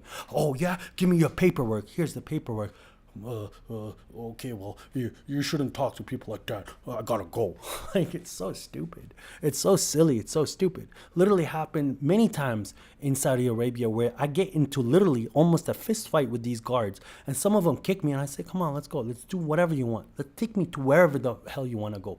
They see the passport, they let me go. Constantly. Isn't that crazy? That we've reached this point where nationalism is better than the religion, where your nation and your system of your nation is more important to know what the country has, or what the religion has ordained. And oh yeah, where were we before that? Oh yeah, garbage here, garbage there, garbage everywhere. Because we're Muslims. All we do is eat and then we just toss it like it's not ours. We just push the elderly when we're walking to Hajj because you're more important. And when somebody is annoying you, you yell at him and then you hit him. Even if it's a girl. These are all things that I witnessed yesterday. Because I went just to see how they would do. And during Hajj, there is no arguments. There is no like debating. There's no fighting. There is no fisk. Like there's no like breaking away from God's verses. And there's no like sitting there trying to be sexual. These are rules in Hajj. You're not allowed to do that. Yet that's all I witnessed. Like guys will be holding his girlfriend's hand and walking and like, bro, this is not the place for it. But they don't care. They think that you're being an extremist. You're a person who's too religious, that you're listening to the verses of God. Their Hajj, even though they got the date wrong. So I went with them, watched them, came to Muzdalifah, where nobody was here, and then they prayed like with 2 rows, because they're inconsistent with their faith. And then they went back. I went back to Arafat. I actually stood the day of Arafat. And now I'm back at Muzdalifah. Because you know what? I'm going to spend a night here with all this garbage. You know why? Because this is what Bukhari teaches you. No manners, no taqwa, no consideration, no appreciation. People would take their food and throw it in the middle of the floor. People would sit there and say like how dirty is disgusting this experience is. They didn't know what they were doing. They didn't know why they were here. They didn't listen to anybody. The cops couldn't even do a single thing because they're both animals at this point. They're both dirty. They're both disgusting. They're both hard to deal with. The amount of believers we actually met on the road was very minimal. That's the unfortunate part. Because thank God we still saw some believers, but it wasn't the majority at this point. The majority is just like this. That's what they do. They just take the Holy Land and make it a mountain full of garbage. I know you can't see it, but over there as well, it's all just garbage behind that fence. It's all garbage. And then you had people on motors saying that they were going to drive people from Arafat to Muzdalifah, despite it being extremely it's like a 5 kilometer, 6 kilometer walk. But they were charging close to $100, $150 just to put somebody on a bike. And the people who were paying were these old, broken down people that had no ability to walk this walk that they forced them to walk. And they were just taking advantage of them. People were so heartless. People were so rude. They were taking advantage of everybody. They did not care about a single thing. Like, this is Hajj experience. I'm grateful for honestly knowing the Quran. Because brother, you got places where you could put garbage and they come actually take out the bins. Because you see the bins there, they're half empty. Because they don't use the actual bins. But if you put it there were people who are picking up the bins. And they could have kept this place clean. But even the cleaners at this point, what do you want them to do? Like, this is what your religion's been teaching you. No consideration, no acceptance, no pondering about the verses of God, no reflection, none of it. You literally don't care. That's what your religion has become. Like, God, let me witness what they do. It's just so that if God punishes them, if God punishes you, mushriks, honestly, you have nothing to stand on. You guys were so nationalistic in your approach to your Hajj. You guys are so divided. You guys hate anything that God has been giving you as a thing that you need to do. It was such hard work for you. You hated it. You didn't want to sit here and clean after yourself. You weren't talking about God. You were looking at your phones. You were arguing with each other. You were fighting. People were passing out on the ground from a heat stroke, where this country would be notorious for heat strokes, and they weren't prepared for it at all. They barely had 3 clinics in the area that were actually functioning, where most of the people were close to the mosque, and they could not accept any more people People were lying on the ground, literally dying from heat stroke, and people would not stop and help. People would not carry. Me and my brother Musa, we're literally carrying people to the hospital, to the clinic, just to get them in air-conditioned places where they're not going to be even accepted. We were forcing ourselves in because the guards would not let us bring the person in. We were throwing water at them. We were asking people for water. My sister Yetta witnessed someone passing out, the person with them asking for water to spray on the person. We give her water, she drinks it. She doesn't even help the person who's dying. You understand that? People didn't care that ambulances needed to get through. People didn't care about anything. It was just me and what I get, and it's not good enough. You guys have no idea what Islam is. Checkmate. You guys are done. Well, yeah, and that was pretty much the Hajj experience. And then after the Hajj, we start now getting into like the same style of Zionist propaganda, but now it's Saudi propaganda. Like, look at this guard helping this elderly lady from from whatever she's been experiencing. Well, where were you when I needed you, bro? Why were you walking away from me? Why is it now that you want to put these videos about you helping them while you're being taped? But when you were not being taped, you were just walking away from me. And look at you just sitting there, just having to plaster the Saudi flag as if you did something. And now you're going that because 550 pilgrims were killed. 550 pilgrims were killed because of your negligence. At least 323 of those who died were Egyptians. Heat-related illnesses, 550 Hajj. Temperatures hit more than 125 Fahrenheit. Well, why isn't that being promoted and this? Oh, well, no, we're going to blame the people that said, like, hey, you know what, go do the Hajj. And then we have idiots that are saying, like, oh, well, these people died because they didn't have the permit. No, some of them had permits and they died. And what's this? So now we don't give them water and we don't give them services because they didn't pay the price? Like, is that how it works in your mind? Isn't that cruel? They're going to be, well, no, that's not what happened. I witnessed it happen. I witnessed ambulances, I swear to you, buggies that are like designed for emergencies with 4 or 5 personnel on it, with a stretcher that's empty and a buggy driving by me flagging, me going in front of it, me trying to stop it. They'll go around me and arrogant as if they don't see me, and they're driving the little golf cart. If they stopped later, I would have kicked them. Astaghfirullah, even if it's on Hajj. I wanted to fight some of the people. Like, the man is dying next to me. He's like holding on. He can barely make it. I need you to carry him with me. I have to leave this man behind me knowing that he probably would be dead. But you guys were nowhere to be found. You were nowhere. And now you're saying that these people had services? No. You had buggies that are driving by. You had EMT driving by. You had people not giving a two damn by anyone who was dying. And you want to blame some guy that is like half a mile away, like half 3 countries away from you, that this is the reason why some people died in Hajj? That's not even the worst part. I want to show you a video of what they did that they're trying to conceal so bad right now. What they did is something that is extremely terrible. Now, when they're going to go throw the rocks at their devil, right? They should be throwing it that way. There's multiple levels. They blocked the whole level and allowed it to be for the Saudi and the GCC members, the VIP members, right? The people with a certain skin color and a certain tone and a certain country that they came from. They get the nice little big area, and everyone else was forced to go upstairs to the little area. Guess what happened? They trampled each other because they were forced to go in a certain way that there wasn't enough space, so people started to push from behind. People fell and they killed many people with that. So this is what happened, and they're trying to hide it because they want to prioritize it by nations. Your nationality, Saudi, come to the nice area.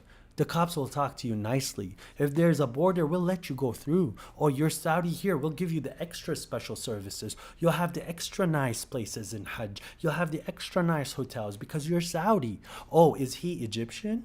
Is he Syrian? Is he Pakistani? Put him with the rest, with the animals at the bottom, because they're not as good as us. They're not an oil-rich country. They're not like me. They're not the same color and the same way, and they have a different dialect. These are subhumans compared to me. So let's put them in a place where people end up dying because they're getting stampeded over because your cops cannot handle it. Your cops don't know what they're doing. Your cops are so stupid that they're making all the system to make the walk so much longer, but then you're funneling people into a small area where they get trampled and die. Where were you then, huh?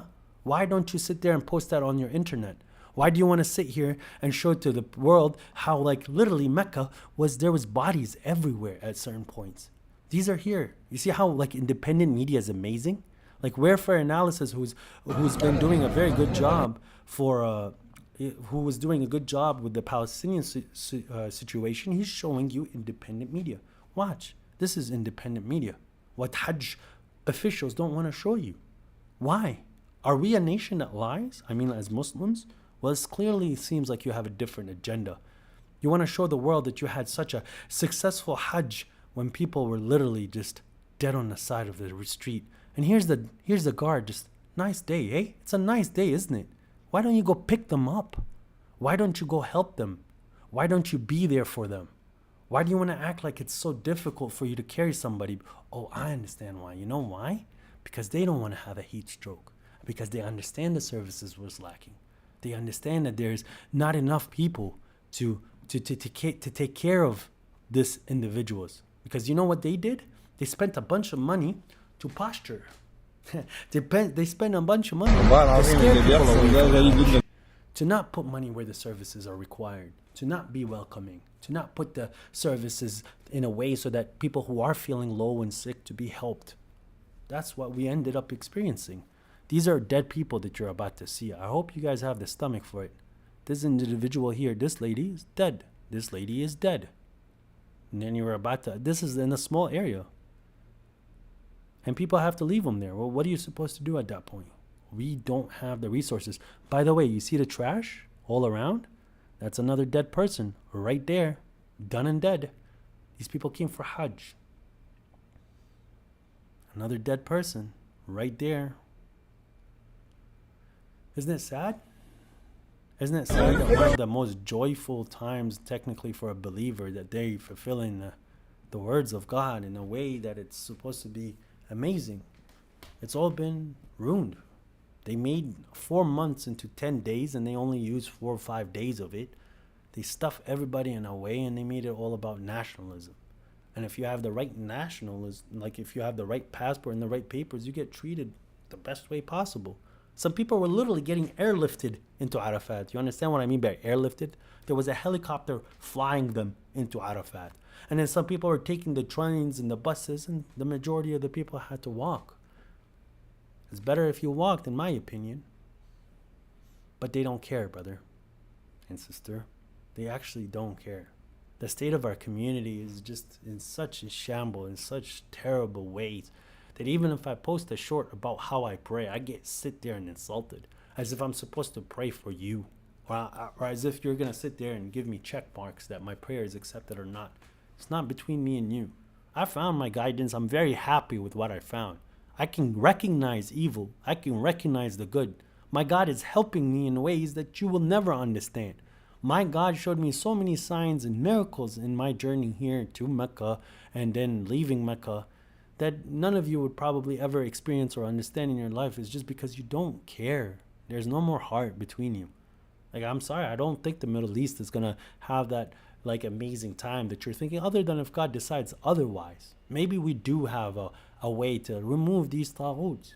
Sorry, these governments need to go. Oh, he's calling for rebellion. There is no other alternative. We need these people to go. It's all about nationalism to them. If one of them is actually a good person, then why isn't there a push to have a united Middle East? Why isn't there a push to have a united Muslim countries? You could do it politically. There's no need for riots in the streets and fighting and killing people. But one of these stupid leaders should stand up and be like, you know what? I'm willing to give up my seat, my chair for a united nation, united Arab or united Muslim nations, so that you get your reward in the hereafter. That's why the Quran is here, to tell us to be one community, one nation.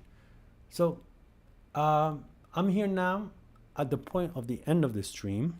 I did pretty much share what I wanted to share. If I remember anything, I will let you know. But if I want to remember now how on Twitter they do have this weird thing that they've put, like as if Hajj was so super successful, and then they have all these crazy propaganda videos like about how successful. Yeah, right here actually, this is the one I want to show you. Like, you see, there's a lesson in here. Like, it's an annual lesson about the Arab kingdom of Saudi, on how they've like handled the Hajj. Yeah, right. There's a lesson for sure. The lesson is to not what to do, or like the lesson is to how not to be a Muslim, is what the lesson was. None of you cared. Like, that's what I realized. Yeah. Anyways, all right. So here we go. It's time for the questions and seasons. Let's see. I mean, the questions and answers. Let me drag this down. Let me read your questions. If you guys have any questions, if you have anything you want to discuss, if you guys want to watch a video together, tell me. We can talk about it. This is your opportunity before I do have to wrap it up. I have an awesome beard. Thank you. And it's a blessing from my Lord. It's something that, yeah, it was, subhanAllah. Don't want to say it was easy, but it was about 2 years of growing a beard. How do you do Hajj without hadith and sunnah? By what the Quran said. At the beginning of the stream, I said the steps, the primary steps of Hajj. How are believers to perform Hajj? Okay. I think this gentleman here could be a shaitan, so I would like to wait for a little bit. Anyways, yeah, so the stuff that is on how to do the Hajj, this is started with the end of the stream. So let me see channel activity for this dude. Bro, please, could you make a video on Quranic prayer? I need to yes, I did make a quick short for people to see that it's a lot simpler than what people are trying to post it as. It's just because you grew up saying that there's these certain steps and there's certain ways that you have to do, which is not the case. The case is to just sit there and dedicate yourself to God in the moments that God said, which is like when the dawn of break up until sunrise, that's the first time of prayer. When the sun sets all the way to the night, that's the second time of the prayer. And then portions of the night, those are the 3 times of prayer. There are times of tasbih as well that we can cover a little later. And then there's the congregation prayer. The way that you could see that it's true is God literally says in the Quran, in your prayer, do not be loud and do not be silent with it. Find the middle path. When do Sunnis pray with loudness? Their Fajr, which is the dawn prayer. Their Maghrib, which is their sunset prayer. And then their Isha, which is their night prayer. The other 2 prayers, they're silent because that's the time of tasbih. It's not time for prayer. But there is one more prayer where they're loud. Which one? The Friday prayer, the congregation prayer. Those are the prayers that are mentioned in the Quran, and those are the times when they're actually saying them out loud. Everything else when they're doing prayer, these are extra prayers that are not found in the Quran. There are times of tasbih in the Quran, which would be like the noon, what they call a noon prayer, and the afternoon prayer, and after the sun rises, and some portions of the night. But during your times of prayer, the 3 times of prayer, you're also supposed to do some tasbih there. Yo, Armor Wolf, what's up, brother? Correctional officer video on Hajj. That's true. My brother Baba Shuaib. I was supposed to make the stream yesterday, but I realized that I was overlapping with my good brother Baba Shuaib, and therefore I opted to move it one day after. I thought he usually does his maybe a little later. But yeah, so a lot of the questions about Hajj and prayer is on Baba Shuaib's channel. I'll link it here so that people would find it. It's in the chat. Bush 2G9, the correctional officer, okay? Recite what has been revealed to you by your Lord. All right, any other questions? Do you wash yourself before every prayer? Yes, there is no holding a wash for the next prayer. The verse says, oh, you have believed. If you're going to stand up prayer, wash, right? So there is no holding the prayer. The holding the wash. You just do the wash. It doesn't take that long anyways. Plus, now, there is something amazing about the water, especially cold water. The devil, when he comes with his thoughts and he's plaguing you with his thoughts, you tend to overheat. Like, you get to start like feeling warm. Like when you're using a brain power, you start to get really like warm, right? And it overheats you. And when some people are overheat, they're in a state where they're hotter than usual, it's uncomfortable and your thoughts are not as clean, right? God, in many places in the Quran, he says that he brought the water down, right, to the believers so that he could wipe away the grossness of the devil, rajs shaitan. And when Prophet Job was being plagued by the devil and the devil was hurting him, God said that here's some clean, like cold water for you to drink and to wipe with it. So when we're wiping before the prayer, especially if it's good cold water, you'll see you're able to concentrate in the prayer more. The way that you could test this is literally go into the shower, take a shower, put some cold water at the end, and then stand the prayer. You'll see that you're able to concentrate very well on the Quran. That's why we're supposed to wash before the prayer, because it cools you down. It removes away like all the thoughts that the devil had to like dirty you with, and then you go to your prayer. So,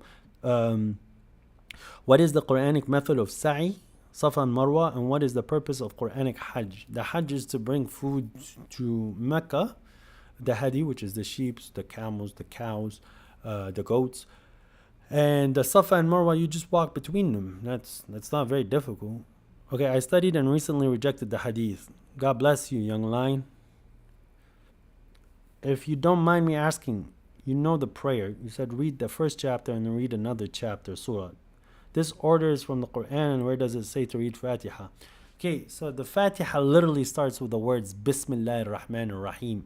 When you're writing a letter or reading a letter from God, you should start with Bismillahir Rahmanir Rahim, because it's coming in the name of God. So if I, for example, I'm about to shoot somebody with my arrow and I say Bismillahir Rahmanir Rahim, it means God shot him, not me.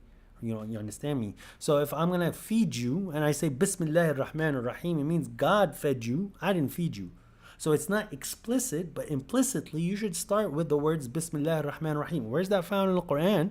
Chapter 1. So these words that I'm about to recite is not from me, it's from God. Bismillahir Rahmanir Rahim, Alhamdulillahi Rabbil Alameen, Ar-Rahmanir Rahim, Alhamdulillahi Rabbil Alameen, Ar-Rahmanir Rahim, Maliki Yawmiddin, Iyaka na'budu wa iyaka nasta'in, Ihdina siratal mustaqim, siratal ladhina an'amta alayhim, ghayril maghdubi alayhim waladdallin. Okay? And then one of the verses is guide us to the straight path. How do you get guided to the straight path? By understanding the Quran. It guides you to the straight path. So, cool. Isa said, woe to the Pharisees for removing the understanding of the law. It's technically what's happening with the Sunnis, AOB. So if you are a Christian, Salah is, I don't think you're a Christian if you're saying that. Salah is contact prayer, correct. Because iqamat is Salah, so we can get this straight. I understand some people say that Salah is not a ritual, whatever. The word iqamat is Salah makes it a ritual, because now there is a performance. Iqama means that you need to do now something with the standing. You have to stand the prayer at iqamat as-salah.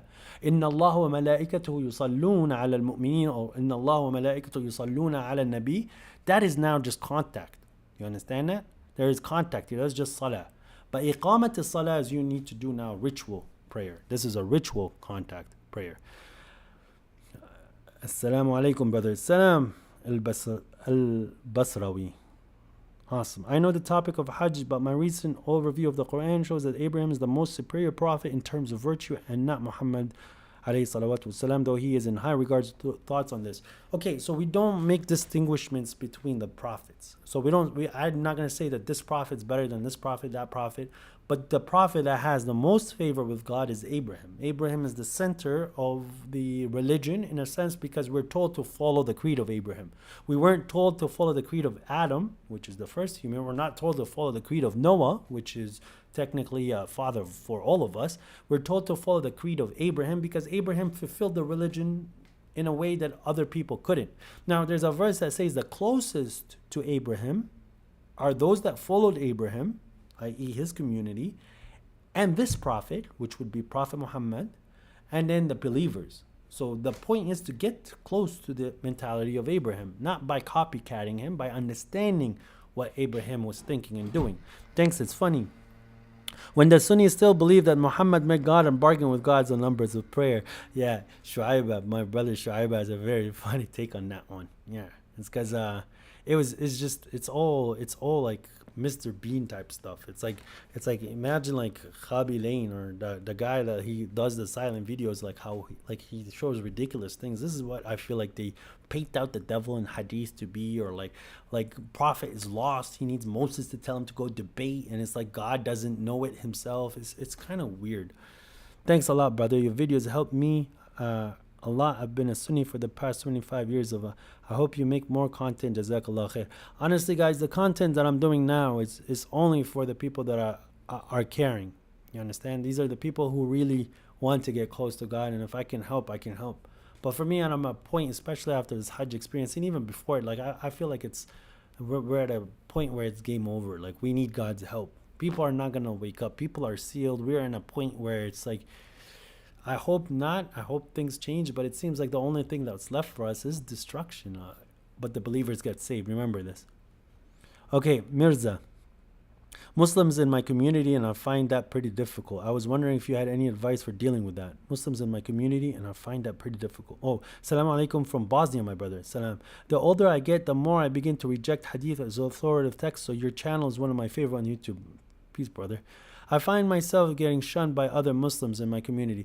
Yeah, brother, this is something that I've also went through. Like most of us go through this. We get shunned, but I don't care about them. They're the ones who's mixing out while I'm having a better relationship with God.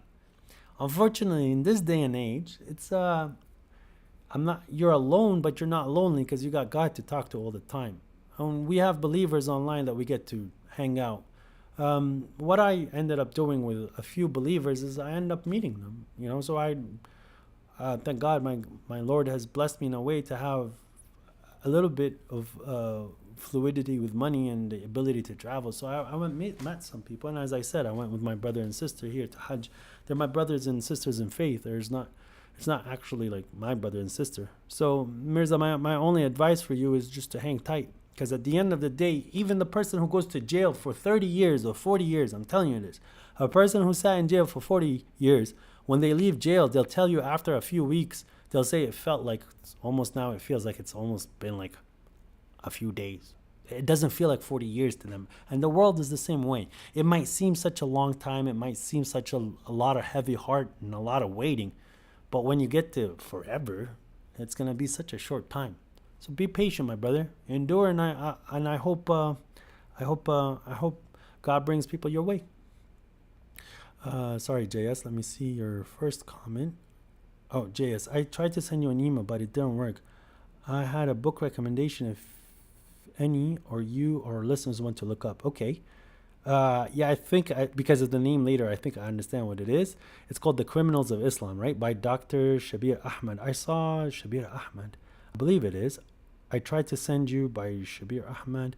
I don't see the other comment, but I'm going to make a wild guess, and I think it's called The Criminals of Islam. Shabir Ahmed. Criminals of Islam, I think. Yeah, that's it. So cool. And it's on his website. It's a free book. And JS, let me know if it's... Oh, this is blocked. Let me pull it up here. Let me see now. Awesome. So we're going to go to image here. This is the book called The Criminals of Islam. It's actually a very nice... It's a short book, but it's a really good book. So it's 80 pages. It's giving you good examples that you could hit the sectarians with. So he talks about certain hadiths that people talked about. Imam Tabari is like, I'm writing this book as I hear from the narrators, if anything sounds absurd, I should not be blamed or held accountable. The responsibility of all plunders rests squarely on the shoulders of those who have narrated these stories to me. So he's saying like, hey bro, like these literally he's saying like, hey, I don't hold responsibility. This is not from the Prophet, pretty much is what he's saying, right? So these are like the major like big people, like Imam Ahmad Hanbali's Chasman, the sincere Islamic scholar of the 20th century, on 27 of Serving and Nabi. 3 kinds of books are absolutely unfounded: Maghazi, Malahim, and Tafasir. Like these books are destroying what like the Islam is, but they love them so much. I'm just going to make sure that JS meant this book. Yeah, so I'll wait for you to reply. I met 3 alone Quran people so far. What Quran alone is truth. Am I one of them that you met? Just wondering. Alif Lam La, Alif Lam Ra. We have only maybe 100 people. No, actually, okay. So this is one misconception that I want to show you guys.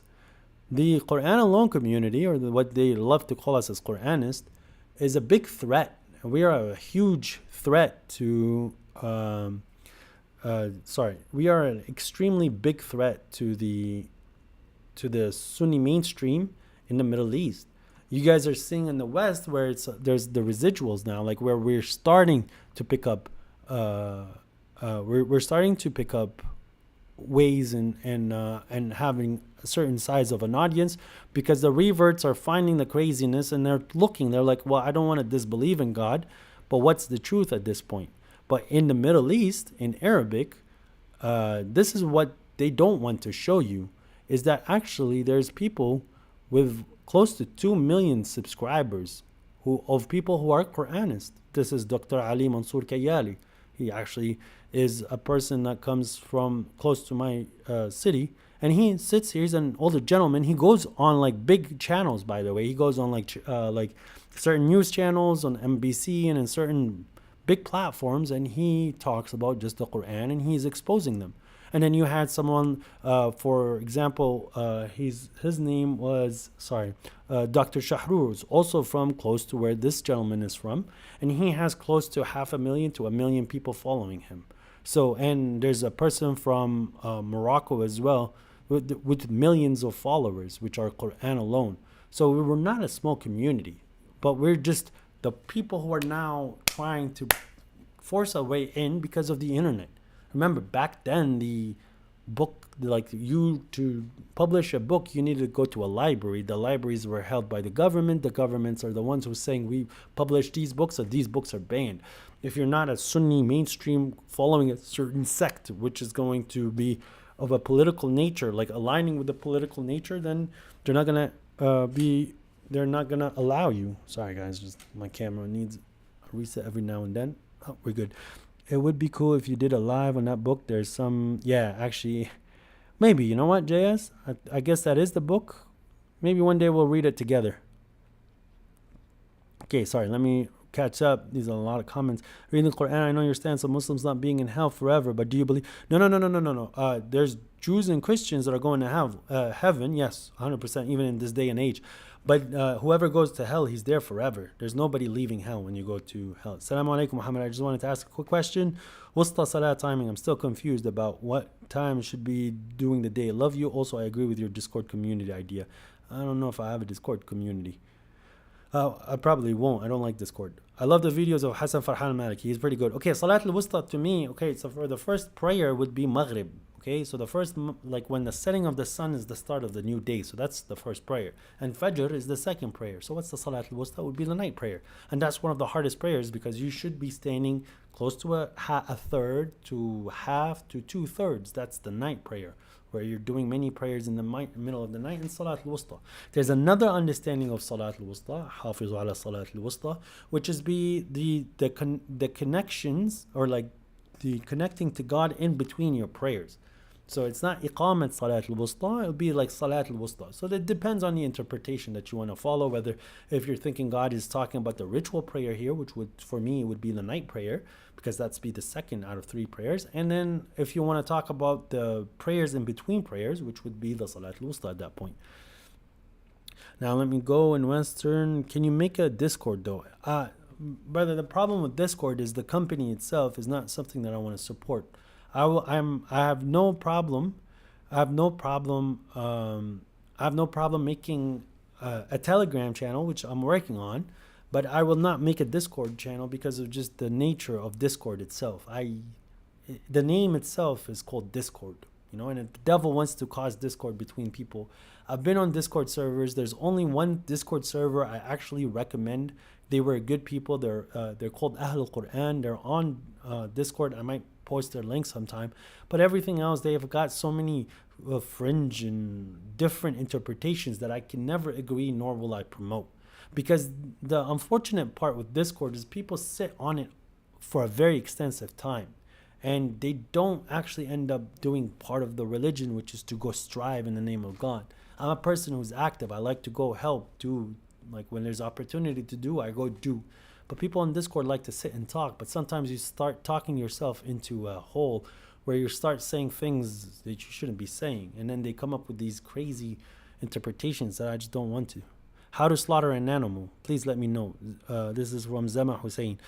So yes, when you cut the neck, the blood pressure goes down and the animal passes out. So it doesn't know what's going to. But before you do that, you're supposed to say the name of God on it. Like, Alhamdulillah, Allahu Akbar. You can even say Bismillah because God is allowing you the one to cut it. So Bismillah ar-Rahman ar-Rahim, and you take away the throat. Let it bleed out, hang it upside down, skin it, cut it up, cook it, eat it. Please let me know. That's for Zama. Salam Muhammad. Was your parents also against the hadith, or did you come to that conclusion on your own? I came to that conclusion by God's grace. It's not on my own. God showed me about 13 years ago, 14 years ago now, in 2010, on how my community is worshiping the Prophet. I made that realization when I wasn't very religious at that point, but I always believed in God. I never doubted God's existence. I always believed that the Quran was from God. I wasn't a person that prayed a lot. I understood certain concepts, but my heart always truly believed in God. But my parents, no, my parents are not people who are accepting of this, and they're traditional Sunnis from like your typical Sunnis, not like your learned Sunnis, but they're just your typical Sunnis. My mom prays 5 times a day. My mom never missed a prayer, and they do the Ramadan, and that's about how it goes. But for them to accept what I say, it goes against what their community is saying, and they find it more so embarrassing, which is up to them at the end of the day. I'm a grown man with my own decisions, and God did tell us to respect and honor your parents, and that's something very important. Despite them agreeing with you or not agreeing with you, or if they're good parents or terrible parents, fortunately for me, my parents were people who were supportive in like certain understandings and whatnot, supportive in a sense that I never needed anything in my life. Like I had always a place to stay. I had a place to eat. I always had, if I needed some finances, my parents stood next to me. And when I was in trouble, my parents also rescued me. So my parents never like did nothing like out of my parents were good parents, alhamdulillah. And this is a favor from God upon me, of course. Am I allowed to enter a mosque and pray when there's written on the wall with most names on Allah and the Prophet? Look, I try to avoid these mosques. And if I do have to end up to go to a mosque to pray there, I choose the side where they wrote the name of God on it. So it's split in half. I try to stick on the right, but I would avoid it if I could. It's just because, it should feel like it should hurt your heart when you see that. Okay. Sarkhan Al-Amran, and he will teach you the writing, the wisdoms. That this is about Jesus. And I'm with your parents, Quran and Sunnah. That's cool, Fatima. No one said anything that you have to do otherwise.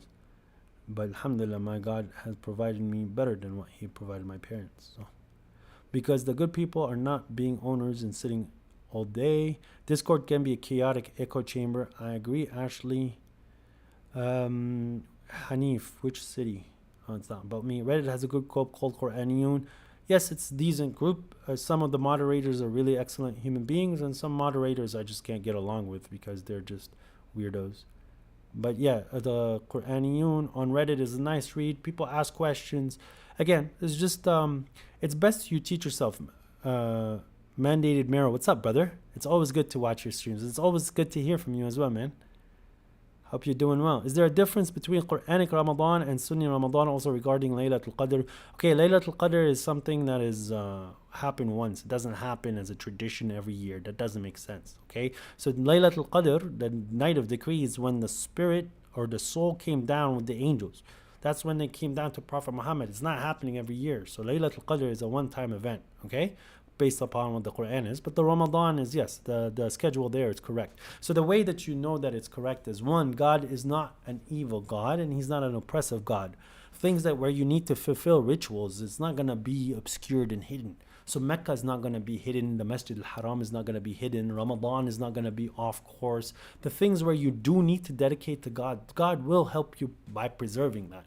And yes, even the history is showing the earliest times when people wrote dates like a few years after the Prophet's passing away, like in trade agreements that people found many years later. It's actually coinciding with our date right now. So they had it with both like the Roman date and they had the Arabic date on it. Well, the guy was signing his contract, and it coincides with today's date as well. So Ramadan hasn't changed. Anyone who's coming with concepts where like Mecca isn't where Mecca is, Hajj isn't what Hajj is, Ramadan is in a different month, fasting is not fasting, or like prayer is not prayer. You can hear his interpretation, but it's not a good interpretation. Let him be. You could try to debate with the verses. He's still your brother, but he has his choices, and God will guide and delude whoever he wants, right? So just keep that in the back of your mind, and you should do your own. The difference between what we call the Quranists and all other sects, like you have the submitters, which follow Rashad Khalifa. They follow Rashad Khalifa's hadith. He's the one who's dictating. That's certain interpretations. Sunnis, of course, we know what Sunnis are. Shias, we know what Shias are, and their little branches, they all have a certain person dictating it. The difference between the Quraniyun and the Quranist is we allow the Quran to dictate it. So yes, we can hear the interpretations of others, but at the end of the day, we're making our own decision based on what we're understanding of what the Quran is saying. This is why it's amazing to be in this position, because literally God is the one teaching you and God is the one deluding you, because in these certain things it's not for you to understand, or you do not have the clearest heart for you to understand. So you maybe did some errors where it's that door is closed for you because you have a certain view of the world which is not correct. So this is how I approach the Quran, and I recommend other people to do so. Remember, I've been reading the Quran for 13 years. Like I don't say this to show off. I find these as a moment of how much I love God and love the Quran. I can stand in prayer for 4 or 5 hours and read like it would be a sixth of the Quran in one night. And I'll do that in like 6 nights in a row, and I'll read the whole Quran in less than a week in prayer, at night prayer. And I could do that 2 or 3 times back to back, and then I'll relax, and I'll have short prayers. And then when I want to get close back to God, I stand long night prayers. Like in Hajj, it's things that come from you. It's because you love God. I will go prostrate for a whole hour. Like I would accept times when you get tired. You would change it. Sorry guys, my thing is dropping again. What's the hikmah against alongside the Quran? I have a whole video regarding this. Amazing content.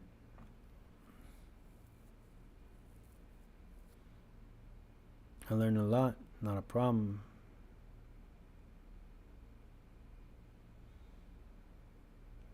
Are not mentioned in the dun dun dun dun dun. Boop.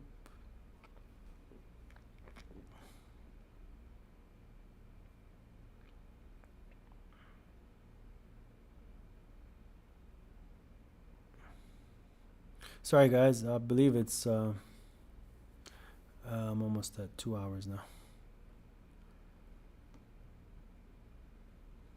I'm just waiting for this. No, I don't play video games. It's his latest update. The Rashad Khalifa will still call you a kafir if you don't accept Rashad's translation. Otherwise you're not a submitter. Okay, so when the internet comes back, I'll give you my takes on Rashad. Is it back? Tell me. Let me know if you guys can hear me well, and I'll tell you about Rashad. Rashad Khalifa. Okay, here we go. I think we're back. Cool. So, about Rashad Khalifa,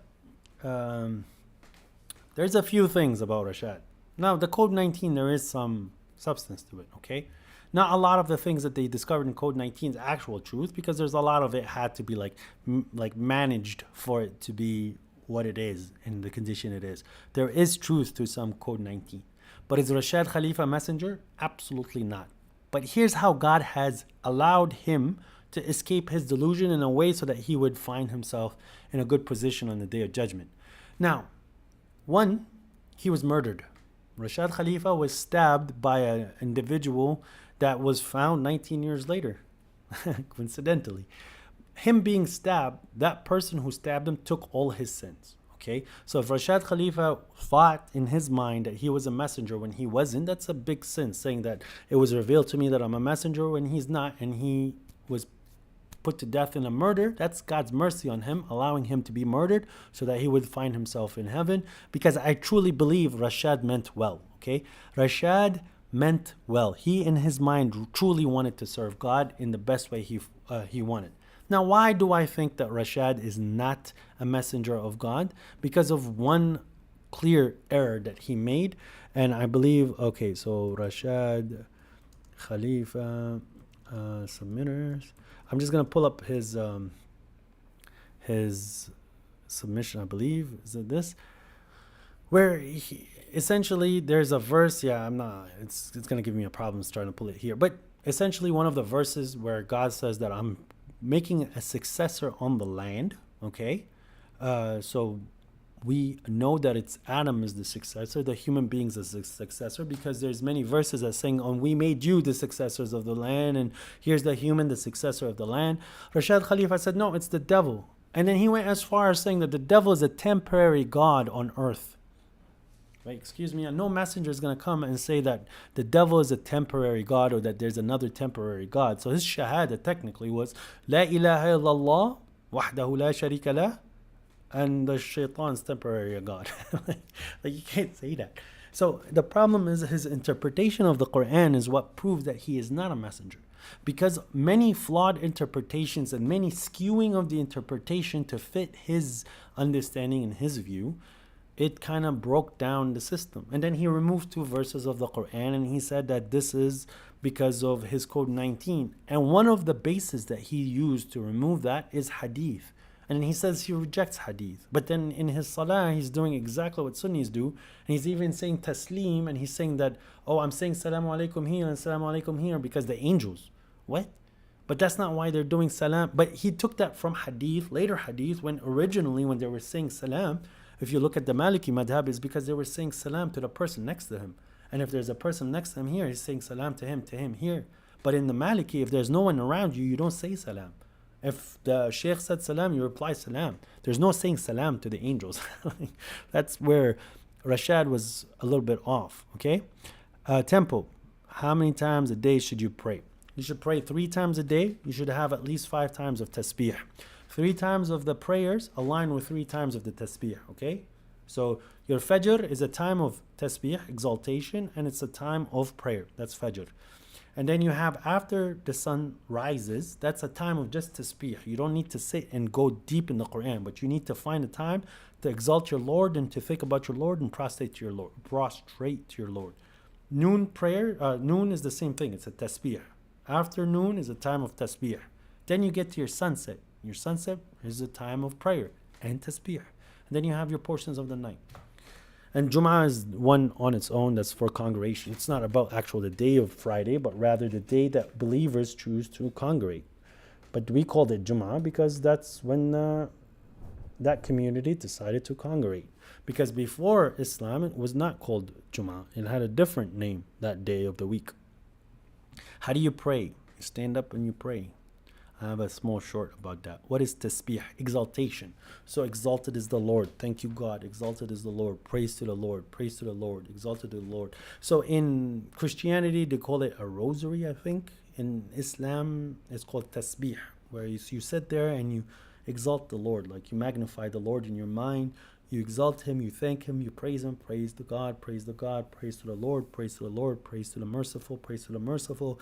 Praise to the seeing, the hearing, the living, the holder of all power, the giver of power, the giver of life. Praise to the entity that puts us to death. Praise to the entity that's going to raise us from death, that's going to create this world right in front of us again. Exalted is he in all his might, in all his blessings, in all his power, the forgiving, the merciful, the great, the clear, the amazing, the powerful, the one that subhanahu. Like it's easier in Arabic, but yeah, technically that's what tasbih is. Is the earth flat? Nope. Didn't answer my question. Sorry, Sarkhan. How do you pray? Yeah, because it's something that I answered a few times already. So if you want to go back into, well, there's a quick short that I did today which triggered a lot of people. Isn't this revising the Quran to science instead of revising science to the Quran? Isn't this revising Quran to science instead of revising science to the Quran? No, because the science, truthful science that is accurate, that is technically from the Word of God. So this is where people fail to see. God created this world in 6 days by speaking. He talked and things happened. And God programmed this world in 6 days. Sorry guys, my light is deciding to do its thing. So whatever truth that we're finding, okay, in sciences, it's what God has programmed way when he started this world. Now, the Quran does not talk about a flat earth, nor does it talk about a globe earth, because that's not relevant for you as a believer if the world is flat or round. There are verses where they're phenomenological in nature, where it's talking about your perspective, right? So when God says that the Dhul Qarnayn, he saw the sun setting in muddy water, does not mean that the sun actually set in muddy water. He saw that. That's how he perceived it. That's how he witnessed it. And there's a verse that God says that God knows kha'inatil ayun, like when your eyes are deceiving you, God knows how your eyes are being deceived as well by your own self.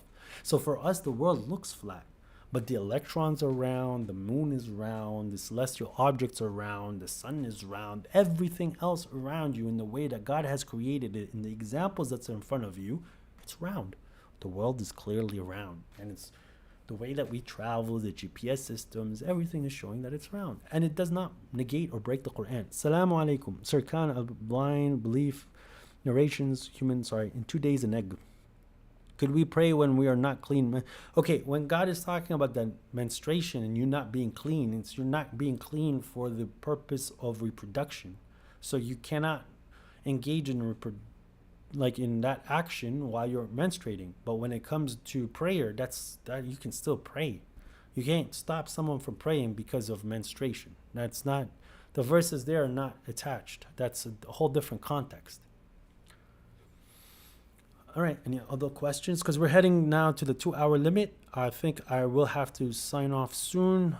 If you guys have any questions, I'm studying to be a doctor and work 72 hours a week at the hospital. I train MMA, subhanAllah. Saturday, I get a message which helps me a lot. I was told this is haram. What do you think?